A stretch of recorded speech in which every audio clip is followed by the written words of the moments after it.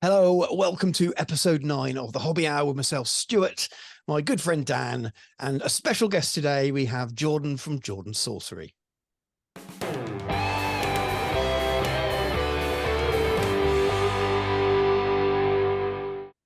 Hello, how is everyone? How are we all getting on?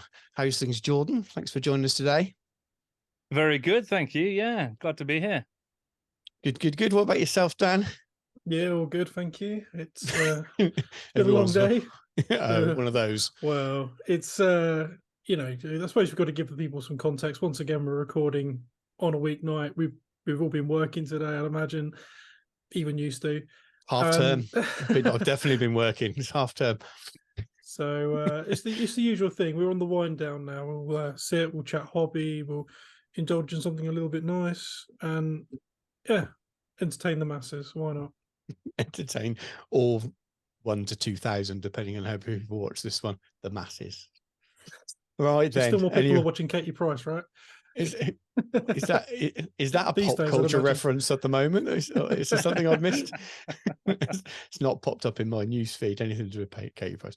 Right, anyway, so let's start the way we normally do. Let's talk a little bit about news, but news that's interested us rather than covering everything in the wargaming market or so. I suppose the big news, based on what I'm interested in, so the rest of you, has been the sneak peek with the old world this week. So there's a new diary gone up on the link from the website now, the new mini site, the microsite they've got, and it's sneak peeks to do with rules, and it's pretty interesting, to be honest with you. It's not a huge surprise. They've already hinted that things would work that way in terms of the magic phase being removed, but they've kind of laid out the turn sequence and how it works. And I thought it was quite interesting. What was, before we kind of list the details of it, what are your first impressions? You both read it, haven't you? What are your first impressions, Jordan? Yeah, I like it. I think it's obviously it's going to have a lot of echoes of old Warhammer, but they've been quite clear that it is going to be its own new game. And I think probably the best stuff that they could take from modern GW games is that a little bit more clarity and structure and sort of well-defined kind of approach to, like, let's step through each phase, let's have sub phases and sort of move through it.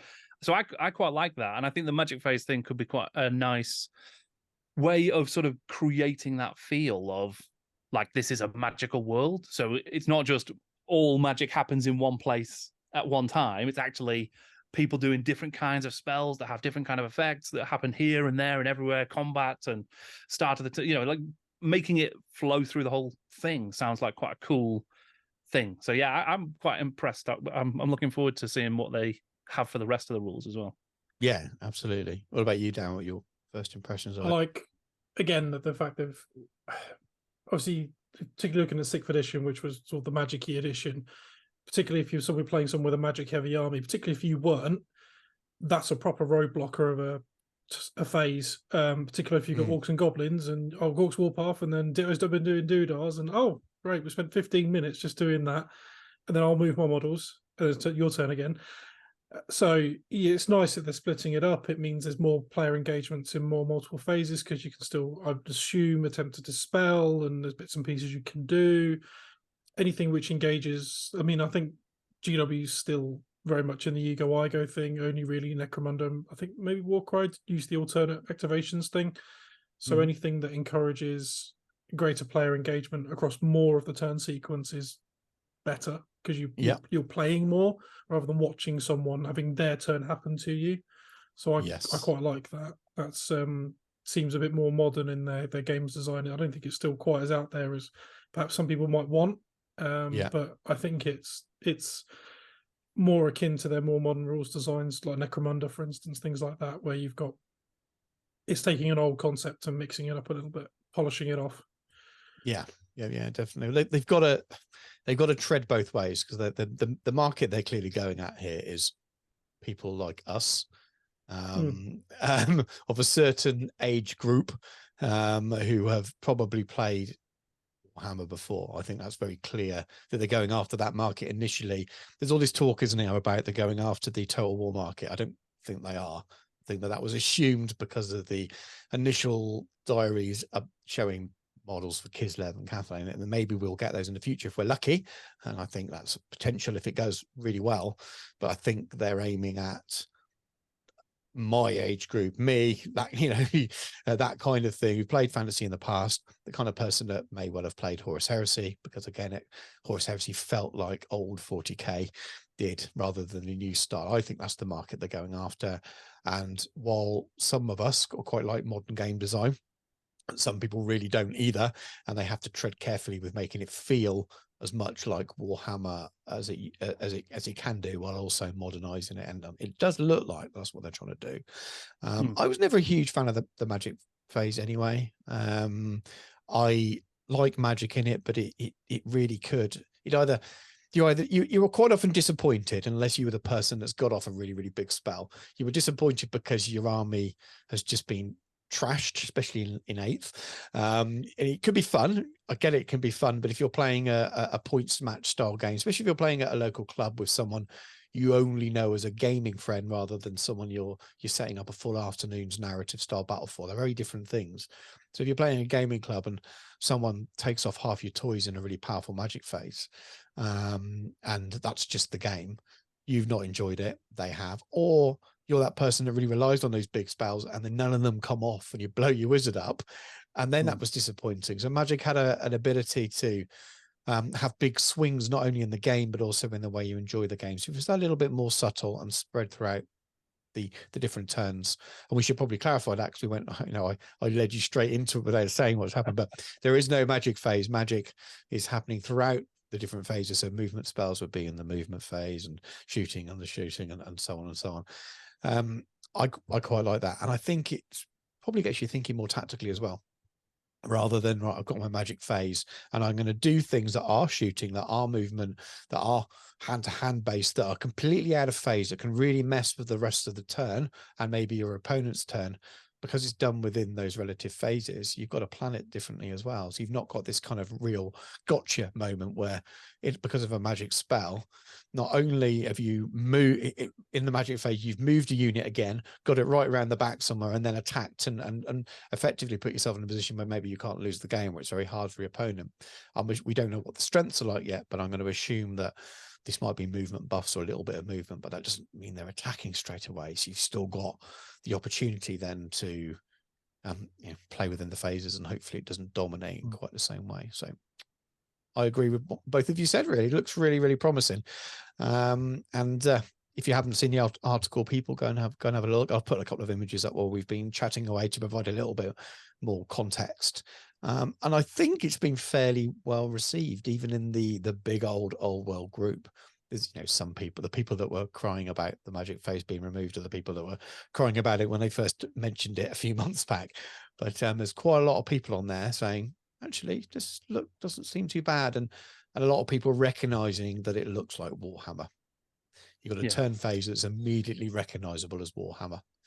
And I think that's the tough balance, and it's exactly like you say. There's a, when you are looking at who they're targeting with the game, I mean, who obviously we don't know from the outside, and I imagine you're probably right. There's definitely going to be one eye on, let's bring people back who maybe didn't engage or get sort of engrossed in Age of Sigmar, and there's a demographic there who are available potentially and might come back into Warhammer and Games Workshop stuff through that. I think Games Workshop's always proven that they also have one eye ever focused on the new customer and bringing new people in. So I think they're trying to straddle that, right, and trying to find that sweet spot. And I think that's why they've been quite canny in saying, listen, this is not just, we're not reviving Warhammer. This is a new Warhammer game.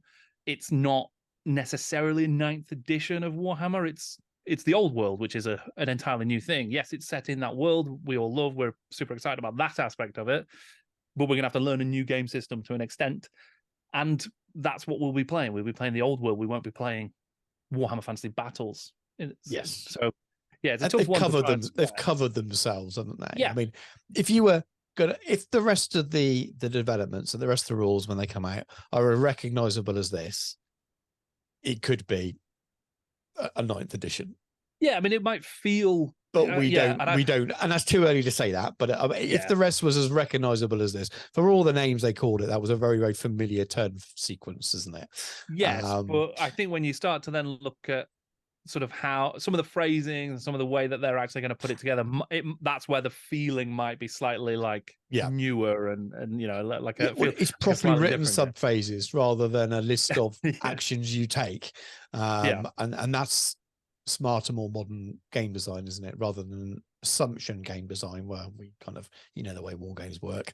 And that's why when I started playing games again this year, that I think I played 6th edition with Jacob, but I probably played this weird amalgamation of 7th and 8th, with a little bit of 3rd chucked in as well and a little bit of 4th, but mostly 6th because that's what I just read. But I'm sure there were lots of things I did because there were subtle things that changed from one edition to the next.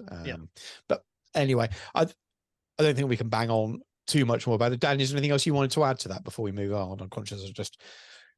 No, I like the fact they called it an almanac, though. Almanac's such a good word. Yep. The old Back to the Future Part 2. It did make me think sports fans. It made me think slightly Blood Bowl about it as well.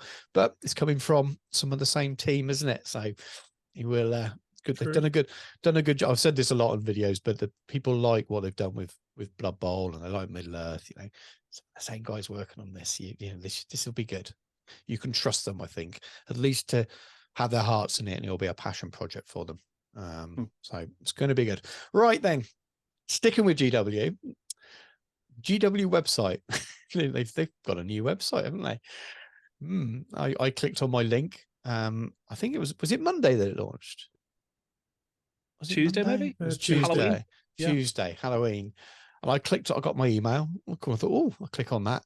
And it's the first time on a Tuesday I've had to sit in the queuing system to have a look at a website. It didn't take long, but I don't know what to say about it. It was quite hard to find anything for a little while, but I guess that's just because it's new.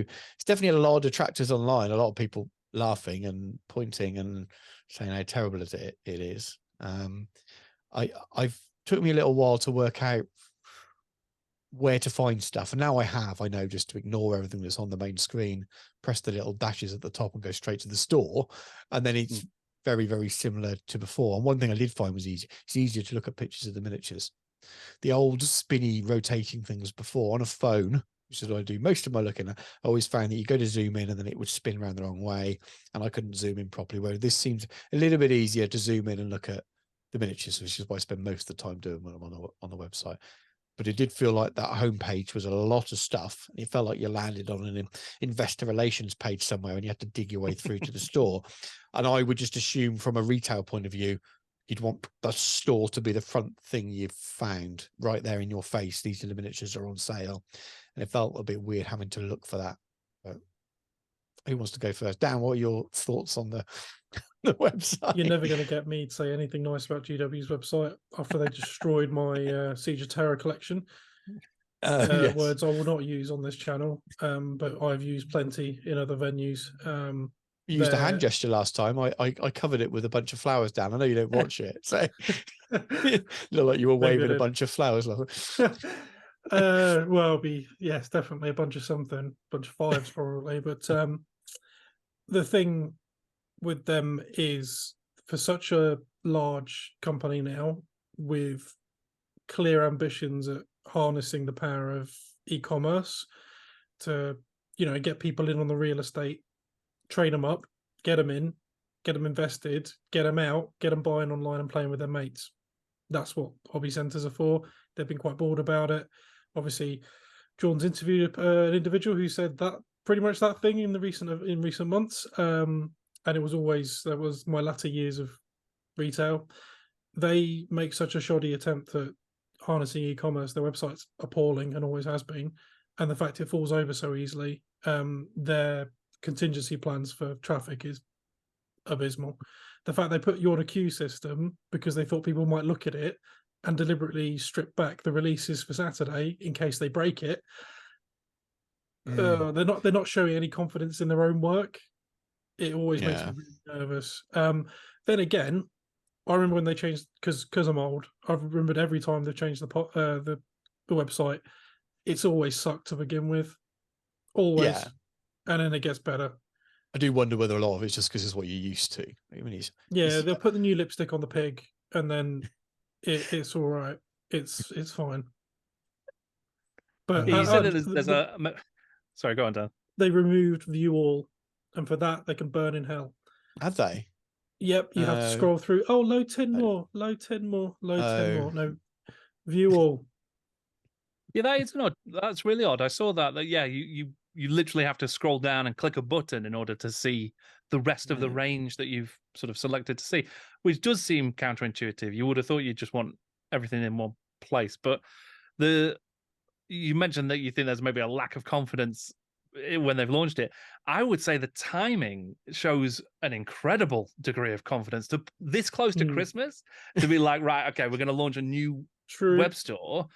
It's a wild time if you don't think it's going to work well, unless they've been forced. You never know. They may have switched. Maybe they may have be gone around Azure, big releases. finally. Who knows? They may have been forced off their old servers because it's had to be retired. They might be late. They could have maybe released this 6 months ago, but I reckon the it's pig been wouldn't hold delayed. still to put the lipstick on. And I think it's yes, it's going to be busy soon, but it's not at a time of a huge release. Sure, yeah. So I think you're right, Dan. That there's going to be a load of bugs. There always is with this stuff. Over time, they'll probably fix a lot of that, and it will be fine because ultimately we'll all get a bit more comfortable navigating it and stuff like that. What I think is interesting, and this kind of goes back to what I was saying about the old world piece, is that it's very clear, or it seems quite clear, that the real target demographic for the website is new customers, people who are not familiar with the hobby at all. And they're trying to handhold people through, okay, welcome to the site. This is what it looks like. This is how you do all of these different things. Here's all of the different arms and legs of this as a hobby, which I think is fine and all well and good. And probably they're the people who need the most help if you're new to the hobby when you go to the website. And I guess maybe the thinking is that if you're a regular customer, you'll get used to it and you'll cut straight past all that to the shoppy bit, and then you'll be fine after a couple of weeks. But yeah, I think it's fine. On web, it looks pretty solid. Everything's nice and big and sort of chunky. You can select what you need to select and stuff like that. So that's all good. What I guess is was probably a good point actually, Stu, that you made about it, that sort of the corporate feel to the whole thing. Means even when you go on to like looking at the specific models and you want to find out a little bit more about their lore, I don't know, it just doesn't feel as like immersive and cool as it might. It feels a bit too clean and crisp and like any other website for any other product. I just don't get why the first thing you see. Let me reload it because there's a server error. Yeah, there's a server error. I can't even load it on my phone at the moment. not a good one. The first thing you saw was this massive picture of someone like standing near a games table. And it's a shop. You want your latest, biggest release at the top. And they used to have that. Seems a little bit strange. But again, I'll find my way around it. And it's not really going to cause a big amount of difference. But no, it won't load at the moment. I can't get it to load on my phone. Oh, dear me. Well, anyway. Let's try. Not a huge amount of news, but it's I just thought it was worth noting. But like I said, it did. I didn't like before how hard it was sometimes to kind of zoom into certain images of the models, and it did seem like they were fairly clear, and you could quite easily get the same descriptions of what the boxes contained and the base sizes, which is other important information sometimes. But it just felt a little bit clunky. Did you guys receive your email with your preferences, asking you to choose preferences and things? I don't know if you get the newsletters. You signed up to get the may have got it Warhammer emails. I am from the community, but not from the store, I don't think. Right. So it all comes on the one email normally when it announces the new releases, and it gives you an email with the articles that are coming. And there was a thing to click on so that you can log in with your My Warhammer and choose your new preferences of games you're interested in. And you could choose the game you're most interested in. So I'll obviously top load that at the front of the stuff they send out to you. And Warhammer the Old World was on there. That's one of the things you could select. I thought was interesting. But I also thought it was interesting was I would have emails anyway, and I'd have one going to different email accounts, and sometimes it's generally the same information, but there might be more heavily leaning towards something else depending on which email account. So they're obviously already collecting that data. Have they just ditched all that, God knows how many years worth of data, because they've got a new website and they're now relying on people to give them that data again? Because that's quite a lot of information, customer information to give away, isn't it? Well, they did Actually say asking you. apparently customer services was saying that like people's orders histories have gone missing and stuff like that, but it's going to load in time. So they've not moved everything across. So it could be with that same sort of information, I guess. There was a warning, wasn't there, about having existing vouchers that you had to move them all over to My Sure, Warhammer as well. I bet you not everyone has seen that, because they didn't give that much notice, wasn't they? It was only about a week's notice to do it. People, you're away on holiday, you miss that email, it goes in your junk folder or something or other, especially if you're used to receiving a lot of emails from GW. A lot of the time you just delete almost straight away. Yeah. People Speaking lose of, that. actually, there was one other bit of news there, wasn't there, with the you're cordially invited to a feast. There was like a little team there. That was quite cleverly done, I thought, the video. Yeah, it's fun. Yeah, I don't know. Still don't know what it was But really it seems about. like It's just a Halloweeny thing, wasn't it? But it was on Halloween, wasn't it? On Tuesday? Yeah. I mean, my assumption with that is that it's Flesh Eater Courts something. Yeah, that was my guess, because it was an AOS banner, wasn't it? Maybe. Yeah, it could be. By the way, it was a good tease, but it's fun. Yeah, I like that kind of thing. But it did feel like, oh, it was just a tease. I thought it might take you to something, or if you invite someone to something. There was no date or anything, was there? There was no kind of, you'll find out on this bit. It was just like, you kind of watch the video and oh, something's coming, rather than find out more on this date, unless I missed the end of the video. But actually, Flesh Eater Courts would make sense, because weren't they in the first of these new Cities of Sigmar books? They got the new character, didn't they? In the like the Harbingers. The new, maybe. Yeah, I've not been following I don't follow the narrative story and AOS stuff at all, as much as it's tempting to pick up a Cities of Sigmar stuff, because it's very nice. But with the old world, I don't need to. I was saying to Jordan the other day, Dan, that if the old world wasn't coming, I would probably have bought that Cities of Sigmar stuff to not play Age of Sigmar, probably just to build the army and not end up playing it. But I'm able to order it and use it for other things. But that's another Soul story. Blight would have probably happened for me, if not. I might try it one day. You see how strong I am when they release the 4th edition next year, and how that coincides with what's going on with the old world at the time. But at some point in the future, I'm sure I will dabble and give it a go, because I think it's I want to paint the Vermin Lord. That's one of the models I want to do. Beautiful. Just paint it, just put it on a square base afterwards, you'll be fine. It's an incredible model. I've had a Vermin Lord in a box ready to go for a long time for my Skaven, but it's like many projects, not made much progress. You don't have any unpainted finishes, John. Just a couple. Stu, yeah. I nearly tagged you in an Instagram sort of story the other day, where someone was just said it'd been a game of 15 years. And you got a lot of painted models, right? And he just kept turning to all these shells with this just grey plastic everywhere. I nearly tagged you in, but you thought you might take it as a gamer for 15 years, painter for 15 minutes, I think is probably the thing, right? Oh god. Anyway, with that in mind, I think that's kind of news, and it's sorry to people that follow games other than Games Workshop stuff. That probably is the news. Obviously, Epic. The new armies for this is Epic Pike and Shot. Those new armies are kind of on pre-order at the moment. 2 big army boxes. I wasn't expecting army boxes for it. I thought they were just going to be like something they call a battalion box, John, which is just a smaller box with enough to make a regiment or 2. I wasn't expecting them to be full armies, but it makes sense. So people that were hoping for new Napoleonic epic Austrians and Russians and stuff, even though there was no hint they were coming this year, were a little bit disappointed. But they're continuing to produce loads of stuff, so watch out for that. I may paint some of those on the channel if I grab some. It's the first Epic big box army that I'm not going to be buying. Too much Epic stuff sitting there to do. I can't keep buying them every time they come out. I just haven't got time. But I may well pick up the free frame from War Games Illustrated and do a tutorial, but I won't be purchasing that box. For those of you who watch the channel for a while, I'm expecting it. That's me being honest. I will not be buying that big box. Anyway, let's move away from news, not news, onto our personal hobby. Let's start with guests first. Jordan, what you've been up to recently with your personal hobby stuff. Sure. So yeah, I have been building up this Marienburg army for Warhammer. So it's a project that I'm documenting on the channel. I'm trying to do a sort of, so it's inspired by Marienburg, this great port city that has loads of mercenaries, lots of wealth.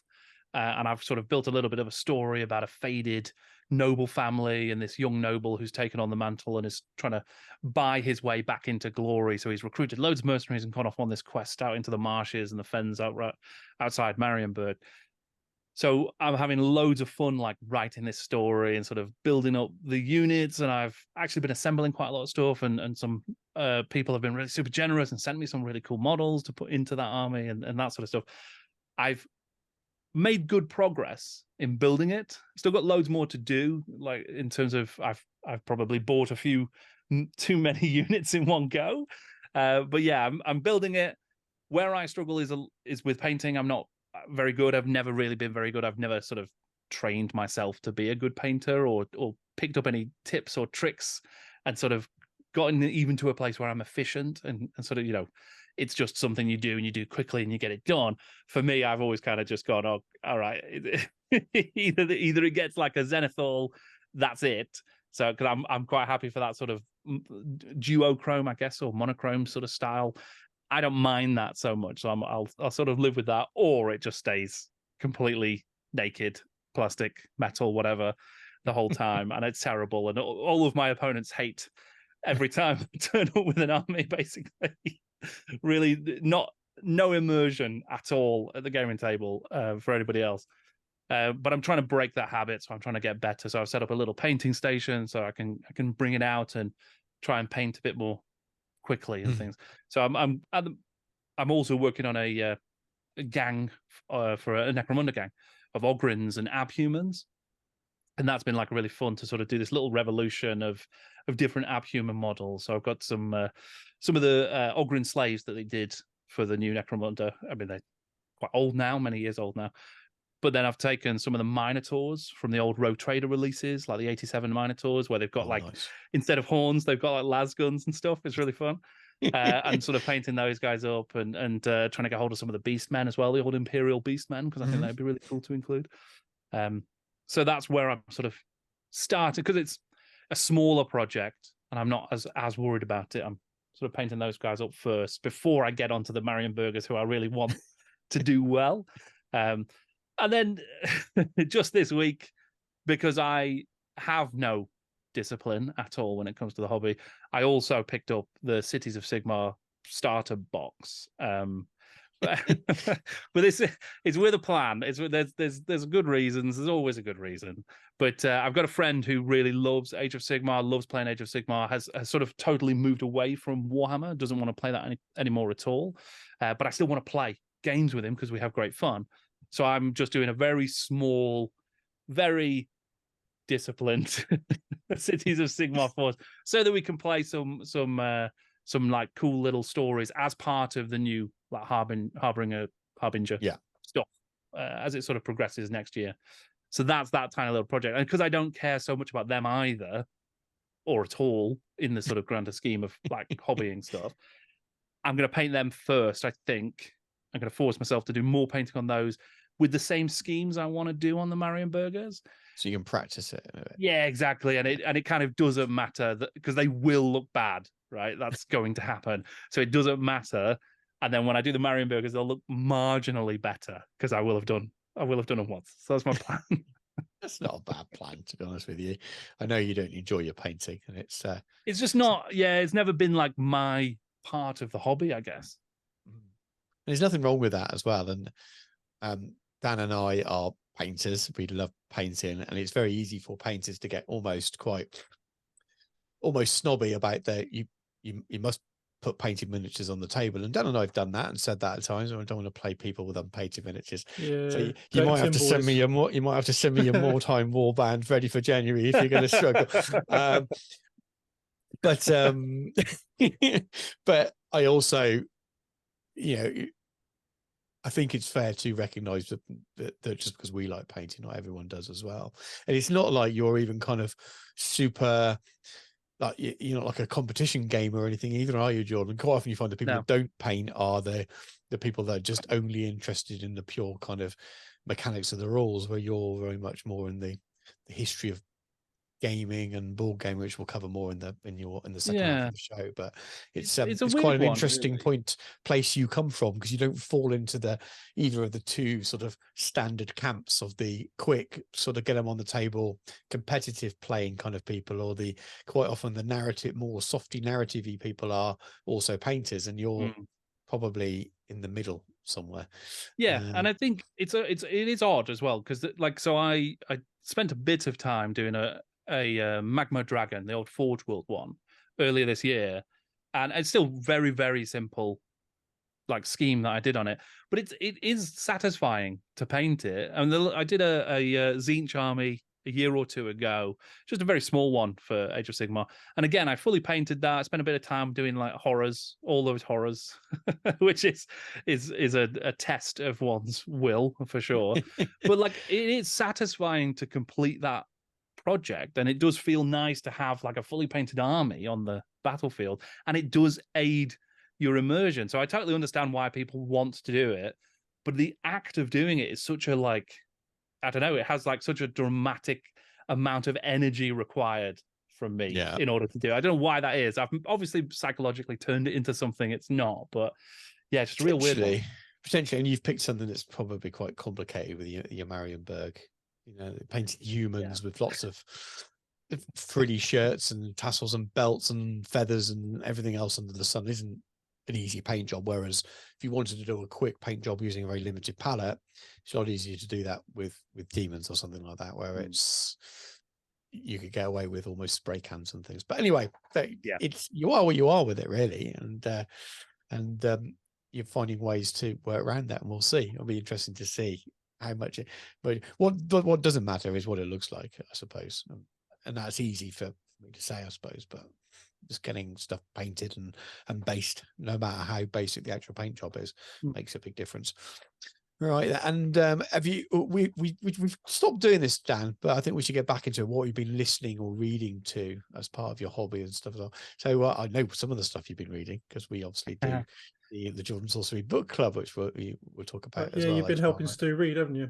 Stu's been helping me read, actually, because I know I was talking about this on social media recently, is that I used to read quite a lot, and I feel like I've stopped reading. I don't know if that's the pandemic, I don't know if that's using social media that's just like reduced my attention span, but I found it a lot more difficult in recent times to really sit down and read a book. So the book club, the GW Books Club, has been a really good way of keeping me on target with, right, I'm going to read one book a month at least.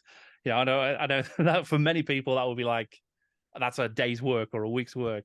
But yeah, so that's been good to give that structure, but I'm also trying to pump up where I'm reading other stuff. Like I just read the first Elric book by Michael Moorcock, which I've never read before. So obviously there's major influence on Warhammer and the creators of the Warhammer world and all that sort of stuff. And I just never bothered or got round to reading any of it. So I wanted to correct that a little bit. Is it worth it? Would you recommend it? Yeah, I really liked it, actually. It's really interesting.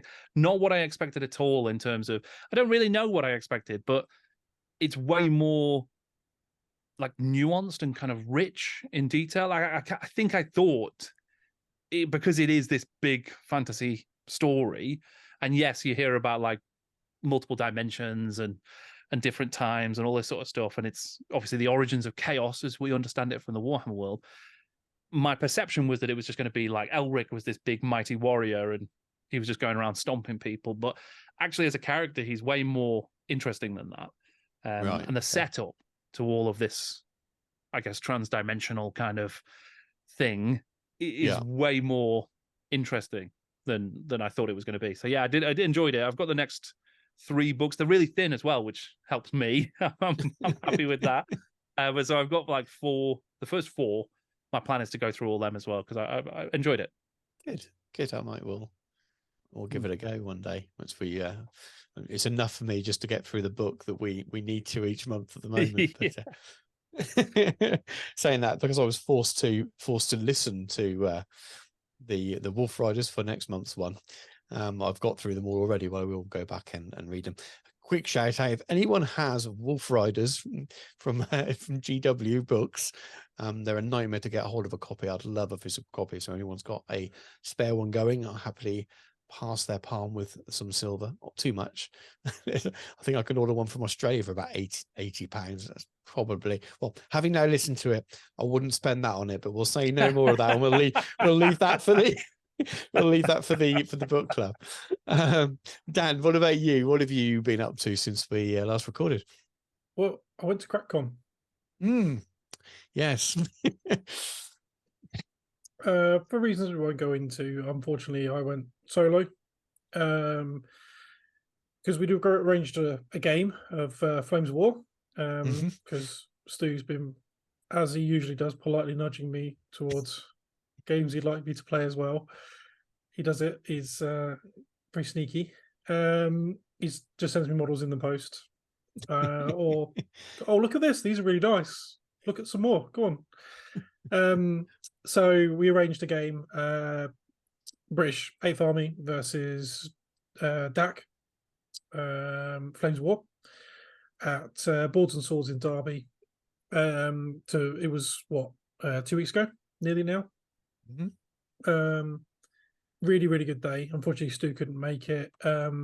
We were being hit in the UK by a storm. There's going to be people around the world going, that wasn't a storm, but we've played windy, stormy before, and we know what a storm is here. And it was a storm. They were closing roads and everything. But I went. We had a really good time, really good day. Alan and Ben, really stellar chaps. Absolutely awesome guys. Thanks again for looking after me, and obviously the organisers, particularly Hayley, who, to be honest, is the power behind the throne there. If any of you guys are watching this, thank you again. 1, for an excellent day. Secondly, for being my responsible adults, because Stu wasn't there to look after me. And yeah, especially to Alan and Ben for indulging me and putting up with the fact that I hadn't played a single game of it before. I had loads and loads of fun. Alid, like a true gent, sent me away with a rulebook, because you get one of these in all of the box sets. So he just sent me away with this. He said, that's yours, which I can't say thank you enough. Really lovely guy. Really enjoyed the games. Yeah, really, really enjoyed. We played 2 in the end. Tank only armies, even for the Germans, doesn't work. We've worked that one out because Ben gave us an absolute shoe-in. But really, really fun day. So that was most of that weekend, and I was quite knackered on the Sunday. So I didn't do a huge amount, if I'm honest. Plus, then back to work for me. So as you can imagine, taking a week off, the work was waiting for me when I returned. And then I was, if he's watching this, Mr. Murphy, thank you again. He invited me to his wedding in Scotland, weekend just gone. So yeah, I haven't done huge amounts of hobby aside from that, in fairness. I have been painting Gorslav. He's the guy with the spade from Curse City. Yep. I was really hoping to have him finished today. Ready in time for this, so we could put a nice big pretty picture up. I'll imagine I've sent Stu my latest whip, and that will be showing around about now. He needs some metals doing, essentially, but time's just gone away from me this week. But I've been really enjoying ever since that model came, like they ever showed it way back on the preview for Curse City. I was like, I've got to paint that model. It's gorgeous. I think, yeah, I got really quite excited about that model when it first got shown, and I've really enjoyed painting it. It's not disappointed me in any way. So, yeah, that's kind of my hobby. I think much like Jordan was saying, like modern life, it makes it quite hard sometimes to find time to read if unless you make a real concerted effort to do so, or you've got a reason to do so. I mean, I listen to a fair bit of audiobooks and stuff, but I'm always quite busy, work and stuff. I don't use public transport anymore. I used to read a lot on the bus or on the train, stuff like that. That was a really good time to do it. I don't know what lunch break is anymore, so I don't read then either. And then often in the evening, I'll sit and I'll watch and I'll do something because life can't just be about work. And by the time I get to bed, I'll read a couple of pages and I'm done. Yeah, it's really quite tragic. I Problem listen I to a lot of have. audios, particularly at work and stuff. I've been re-listening to the Dune books, halfway through God Emperor of Dune at the moment. They're really good. I have been rereading some Pratchett, Unseen Academicals, and I've also been reading my Flames of War rulebook, which is pretty cool. And then extra to our Mordheim conversation, we've spoken about a few times that I would like to do the Skaven if we did it, and GWMTO'd Skittershank's Claw Pack, which is one of the Underworld warbands. It's the Eshin assassin-y looking one, which was cool. So I was able to get that for a reasonable amount of money. I think it was like 25 quid. Yeah. From GW, which was great. And then I went looking for the other one and went, oh my word, because it's like 100, 150 quid for the other one. However, our good friends at Troll Trader had one on there for 35 quid. Perfect. So I bought that, hadn't been painted. I thought it's been assembled. We'll see what happens. Turns up, they'd literally only push fitted it because you can push fit it. Brilliant. So I'm going to have to take the entire warband apart. I can clean it all up and paint them. So I've got all my Skaven and it only cost me about 60 quid, which That's I can't really bad. argue about. It's not bad at all. Considering both, technically, when I went to look at it, both were out of production. Yeah. So I remember we were that talking can about it run when we were expensive. like, oh God, this could get painful. Well, I think the first night we talked about it and I started looking at it, I think I was looking down the barrel of about 250 quid. So I've saved a considerable sum of money. for what? 12 models is 10. 10. Oh, I did Gulp. I won one of these, an Anakin for Legion. Oh, I will get around nice. to painting him because I wanted to paint him. And your Christmas present, a book about Napoleon. Oh, fantastic. Jenna campaign. So that's your Christmas Very present. nice. Well done, mate. You might Also be got a tempted to read that if you go and watch the movie. The movie's out soon, isn't it? Yeah, I'm really excited about that as well. Really, really excited. I also got a what's it called? Ragged Staff. Yeah, Yep. Martin's companies. Yeah. Yeah, I'm gonna paint one of them up, and I got some funky dice. And these the plastic podcast one this year was pink. Pink. I think there is a bag for you, so I think if you get into Hayden, she'll sort you out. They've already been in contact. Yes, so I shall have my bag sent. Yeah, I've got a load of Napoleonic stuff in there if you want it as well. I've probably got enough, but we'll see. Well, you might need it. What is it? What scale is it? It's the wrong scale. It's 28 mil, and it's no. Yeah, 28 mil's not the wrong scale, is it? If I'm going to do was it Silver Dagger? Yeah, Silver Bayonet. That's the one. Well, they had a complete set of those been given away on the raffle. I was really hoping I'd win it. Oh, you want the full these metal are the set? coolest thing I've got hold of. I don't know how this will show up on camera. These dice are from Chris's wedding. Oh, that's he gave cool. everyone 2d6, and there were conversation starters to roll a 2d6 for on the table.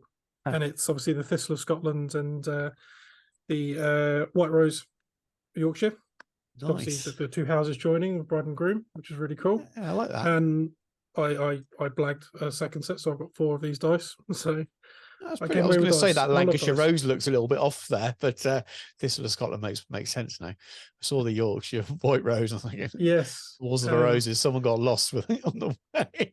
No, because obviously all of Christine's family are that way, and then obviously he's exceptionally Scottish, as he looks amazing in the full regalia. He's exceptionally Scottish. He is exceptionally Scottish. He's a lovely gentleman. It was a really good weekend actually, and I got quite nervous when I heard them play the Proclaimers. You think in Scotland that could go one or two ways. It could go really well or really badly, but the DJ clearly got it just right. But yeah, that's my hobby, or very little of it, for the last 2 weeks, but for good reasons.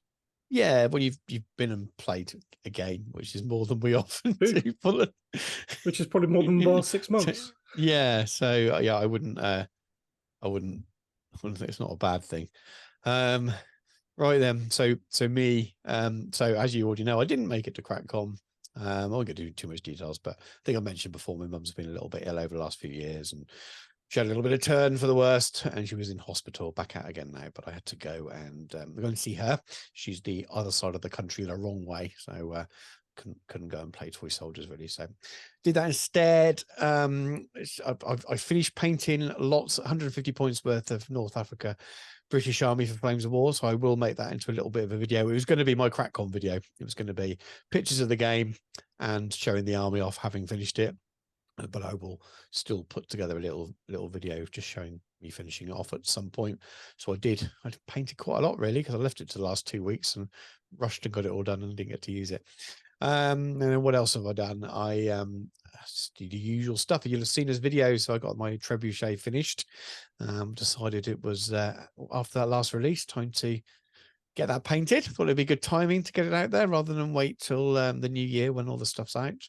I did some bolt action French, which for a tutorial that Warlord very kindly sent me, and that was just a bit of a palette cleanser, really. Yeah, there was a lot of swearing because I built one of the plastic ones and painted it, and then went to edit it, and it was just all out of focus, to the point where it just wasn't usable at all. So I swore a little bit, and then built some of the weapons teams and painted them, and they kept them in focus, and we still had a video, but we're very close to the point of ditching the video. But as Warlord just sent me them, I didn't want to just not do something, but that was a little bit annoying.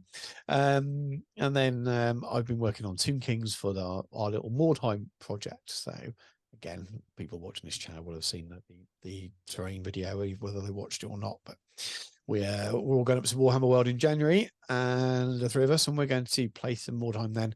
So I painted my Tomb Kings, which I'm not planning on taking. It makes sense, doesn't it? I'm working on 4 war bands, and the Bretonians I can't do until Footnights are out. The Tomb Kings I want to do because narratively it works for where I've set that little town in the Border Princes, and I think it may coincide with the lore that or some of the lore they're working on with the Old World release. Going by the hints they had on some of their release diaries, they talked about the Tomb Kings incursions. They're clearly going north to the Old World, aren't they, rather than the other way round. And if you look at the old lore for the Border Princes, quite frequently the Tomb Kings would sort of send raiding parties and armies into the area, so that kind of makes sense. So I thought, when I'm building this Tomb King army, I can take most of the models directly from the army and use them. That was the plan, really. I think the only model I got extra, 2 models I made extra that don't necessarily fit directly into the army are the acolytes, and I can just use them as unit champions anyway. So really, really simple to use. Go and watch the video if you haven't already, if you're interested. And I've been sitting there with a big box of Tomb Kings that my eBay rescue. Oh no, they weren't. It was one of the viewers actually who sent me some stuff that I got a decent price for rather than eBay prices.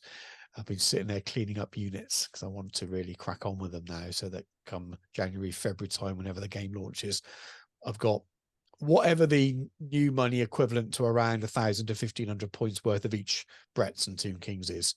So then when all the new stuff comes out, I can focus on painting all the nice new shiny models rather than worrying about all the rank and file. But that was it really. I think my Witch Hunters will be next on the table. That's the warband I plan on using most to start with, I think. So that'll be good fun. I've got an undead one to do as well, but I think painting more dead stuff, we'll give that a little bit of a break and paint some living stuff for a while. They're wet dead, not dry dead. Yeah, I know, but I will do those. I'll get the Witch Hunters out of the way first. I'm looking forward to doing those. And a couple of little things I want to mention so I don't forget or interrupt Jordan with the proper part of the show later on is I want to say my new next door neighbor. I lived there for about 3 or 4 months. A nice chap. Spoke to him a few times, and I collect parcels for him every now and then. And he had a parcel for him the other day. Comes to collect it. Oh, it was Zatu Games. I just said, good game store. Bought yourself anything nice? It was a board game. Apparently reviews them. Told him what I do. Oh, well, I paint miniatures and things as well. I've got a YouTube channel. We exchange YouTube channels on the doorstep. So my next door neighbor does a bit of wargaming as well. Not many things I played, to be honest with you. I think he's played a Middle Earth, but his YouTube channel is called The KV Forge, and he makes lots of terrain and stuff on there. It's good. And he does some stuff for Turnip 28. And I know some of the people watching this play Turnip 28. So go and check out the KV Forge, my next door neighbor. My poor wife. Like, what is a gamer living next door? Yeah. Nerd friend. Nerd friend next door. You probably the poor man is a bit younger than me, and I imagine that he lives on his own, and the last thing he wants to do is come and hang around with noisy kids next door. So maybe I won't force him to come around and play games, but it was cool. At least I don't feel guilty now when boxes turn up at his house. Because multiple boxes of miniatures that I miss, and I can do the same for him. But anyway, go and check out his channel, the KV Forge. And then the next thing, I put a little poll out, or I put a mini competition to name the inn or the tavern in my Mordheim sort of town that I built in that video. And loads of people put suggested names in. And I just want to remind people, if you put a name in, go to the poll on the tab, on the community tab on the YouTube channel, and vote. Now, I could only choose 5. The poll will only let you have a maximum of 5 entries. So I had 66, I think, and that was after removing anyone that had multiple choices, multiple names. Someone had 10 options in their comment. So I just picked the best from each. So I could have had 80 or 90 different names. Got it down to 60, and I was copying them out on my phone, including the usernames. And then I went to the poll and realized I could only enter 5. And I was like, just spent that time, but it was good because it made me, I was reading them and really taking them in. So I chose my favorite 5. Go on, Vaughn. Should we have a live look now at where they are? So we have in reverse order, joint reverse order, we have the Inhospitable. It's got 16% of the votes at the moment. And then joint bottom with it is the Ladies' Chalice. Who wouldn't like a drink from the Ladies' Chalice? So, but not only 16% of people apparently. The Hanged Fish is next, is it? No, there's three bottoms. The Forsaken Inn as well, also on 16%. Then it's the Hanged Fish on 23%, and currently in the lead, the Owl and Weasel, which is named after a certain pre-runner publication to White Dwarf, which is quite cool. That's an easy one for me because I can download the logo, print it off, and stick it on the site. I don't do freehand like you do, Dan. You've got to paint that. You didn't use mine, so you've got to paint it. And everyone needs to choose the most complicated one, like the spitted harlequin or something like that. Well, it's not one of the options, Dan. So no, I'm saved. I'm saved. Hanged Fish should be quite easy to paint. Inhospitable, no particular image comes to mind there. The Forsaken Inn, nothing comes to. Ladies' Chalice, a cup. I could paint a cup. But anyway, go and vote if you haven't already. There's already 300 people have voted, which is cool. I did fear that only a couple of people would go and vote, but I'm going to leave that running for another till I'm ready to record the audio and the video, edit the video for the next Mordheim Warband. So the Witch Hunters in a week or so, and I will announce the winner at that point, and then you'll get a couple of dice and a sticker. Not very exciting, but let's see how it goes. Anyway, rabbiting. Let's take a short break, and we'll come back and we'll let Jordan talk because he's far more interested than I am.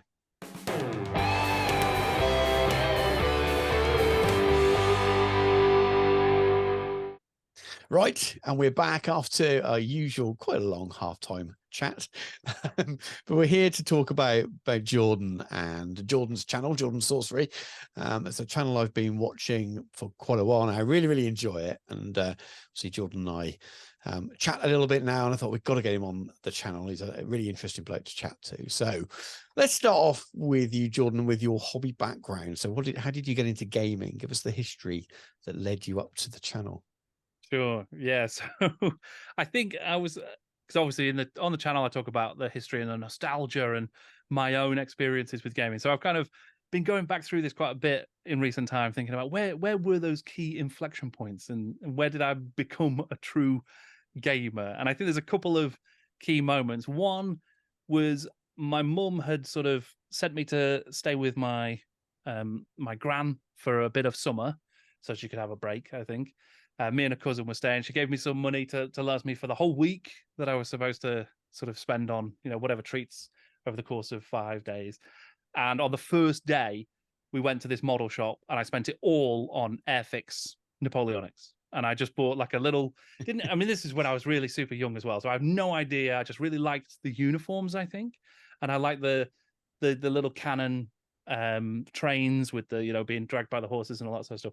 Just really, really cool. And would set it up, and me and my cousin would set it up around the house. And that was basically my first interaction with models, I think. And then when I was a bit older, my older brothers got Hero Quest and then Space Crusade. So again, didn't really play it very much, didn't really understand it in terms of rules, but I used to just love setting it up. And I would beg my family, please, will someone play Hero Quest with me? I love this game. Like something about it just really speaks to me. And everyone would always say no. So I'd just go into the kitchen and sort of lie on the floor and just set up the dungeons because I just enjoyed playing with the furniture and the miniatures and stuff.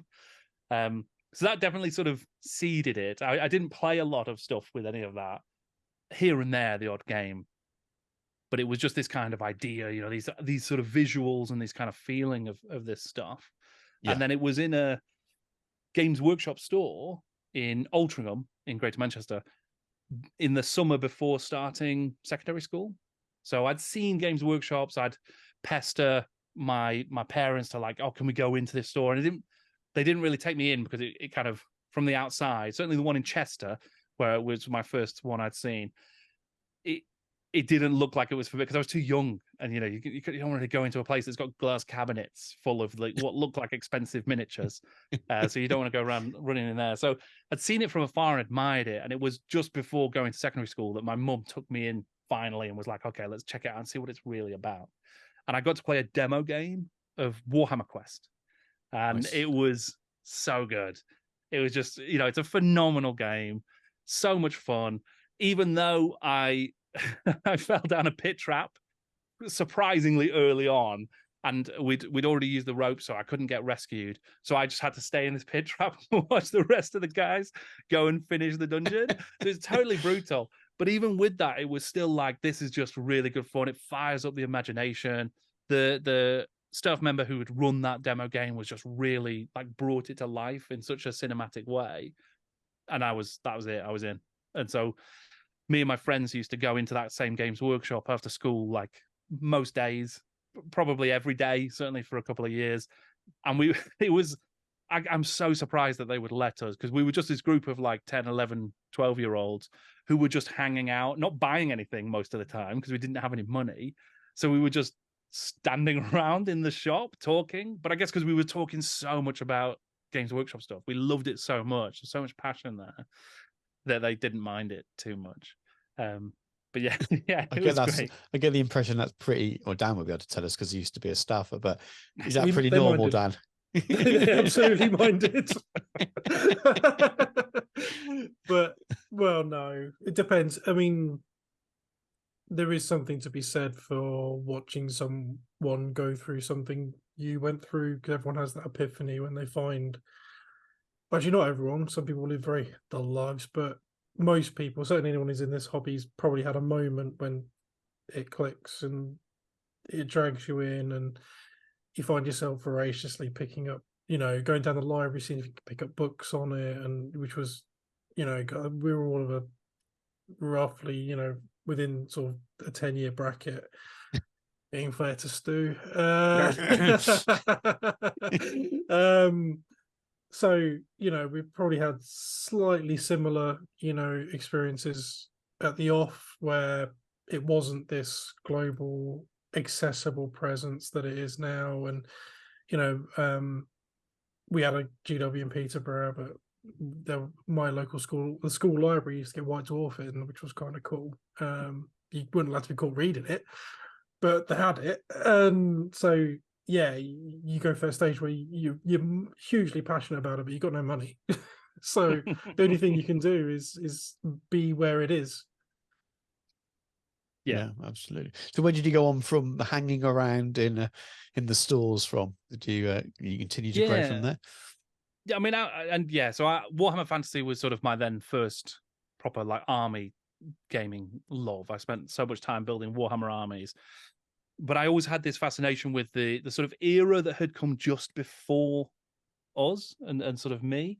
So I would always be looking back, and I was able to secure. I basically, even though it was out of print, getting copies of like Advanced Hero Quest and trying to get hold of Man of War and Mighty Empires. It's stuff that had been. It was weird because even though it was only like a year or two gone, it felt like ancient history to us back then. You know, and you'd even like Rogue Trader, it just felt like another time that was impossibly far into the past. But really, it was like 5 years or, you know, so it's not even that long. But just things had, I guess, evolved for Games Workshop and the Warhammer and the 40k worlds so much in that couple of years from the end of the 80s to the middle of the 90s that it did have this real era of like, these are artifacts that we've uncovered in our like archaeological dig by, you know, and sort of finding this stuff. So I loved all of that, and I would desperately try and get a hold of those old games and play those old games as well. But yeah, Warhammer Fantasy pretty much went through most armies, collected them badly because again, you didn't have the money to do proper armies really, and I certainly didn't paint them well. I painted them, but not with any skill at all. And yeah, I tended. It was always that period of. It was quite changeable as well. So you'd be like, "Oh, I absolutely love Dark Elves, and I've got my Dark Elves are my most important army." Oh, and then this guy's selling his Skaven army, so actually now I'm going to get rid of my Dark Elves, and I love Skaven, and they're my guys. And then you'd sort of go through all of it like that. But I did play a lot of different Warhammer Fantasy stuff, lots of different armies and that kind of thing. 40k, I didn't really like for a long time. I don't know why. It wasn't saying I didn't like it's probably not quite right. It just didn't appeal to me. I loved the fantasy side of things, even though there was plenty of cool stuff in 40k. And I played the occasional thing. I think I remember getting some Nurgle Space Marines when the first plastic kit came out. You remember the sort of rotund guys who were just sort of stood there. They're really cool. And I remember talking with my friends about like, oh, that's top priority on my birthday list. So all of my friends had to put in, you know, however much it was, 50p or a quid or whatever it was, in order to buy this £5 box of however many. I think it would have been 5 or 6 you get in that box. So there were moments where I was playing the 40k stuff as well, but never with the same passion as Warhammer Fantasy. And then at some point it just changed, and I think it was probably so I got the Tau when the Tau first came out. I loved Tau, and I still have a Tau army, even though when I've sort of taken a step back from the hobby a couple of times over the years. And the first thing I sold off each time was like, right, never playing these guys again. Get rid of the whole Tau army. They're gone. And then within a year, you're like, oh, I really regret that. So I'm gonna buy a whole Tau army again, and then do it again, and so on and so forth. So, but yeah, I think that they kind of, and I know there's a lot of people who would be like, you know, the Tau being the thing that got me into 40k. it's a very odd choice. But yeah, it sort of brought me in, and I quite liked it. I really like the idea of the mixed army, and it's something I still love, and it's what I'm trying to do in this Marienburg army as well. I love having the sort of Tau Empire.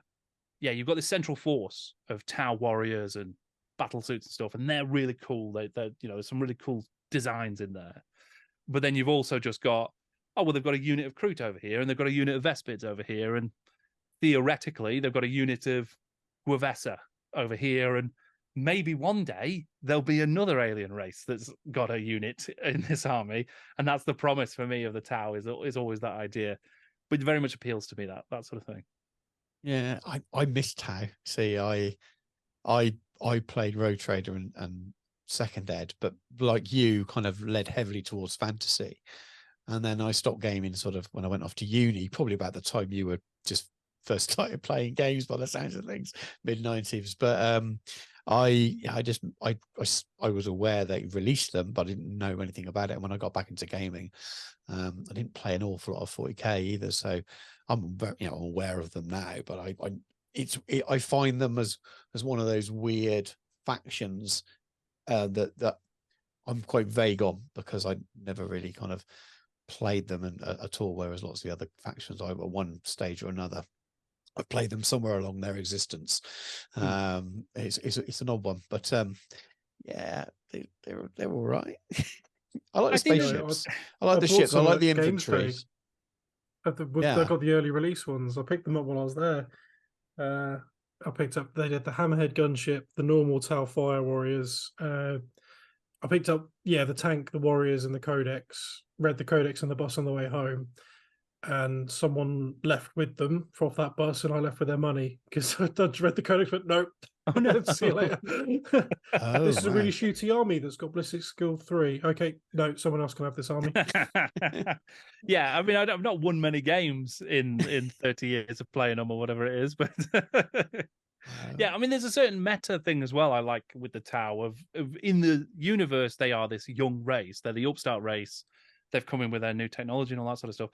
And they still, even though they are however many years old, 20 plus years old now, they still feel like the young addition to the 40k universe. And I think I personally think that works in its favor, that that is why their aesthetic is so different, and that is why their outlook is so different. And where they stand in very stark contrast to the Imperium or to the Eldar or to the Tyranids. And I think that kind of works for them.